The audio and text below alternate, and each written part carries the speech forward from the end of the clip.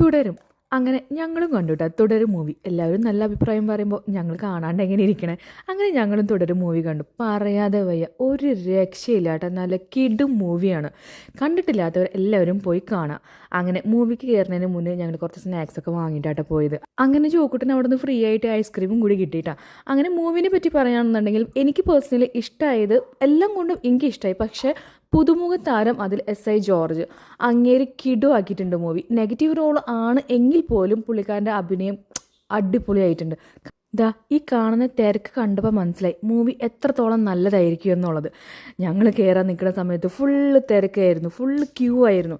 അങ്ങനെ മൂവി കഴിഞ്ഞപ്പോൾ ഉണ്ടല്ലോ എൻ്റെ പൊന്നോ, എനിക്ക് എന്താ പറയുക, ഒരു ഫീൽ ഗുഡ് മൂവി തന്നെയായിരുന്നു. പക്ഷെ കുറച്ച് സെൻറ്റി ആയിരുന്നു എന്ന് മാത്രം. ലാസ്റ്റൊക്കെ നമുക്ക് ഭയങ്കര സെൻറ്റി ആയി പോകും.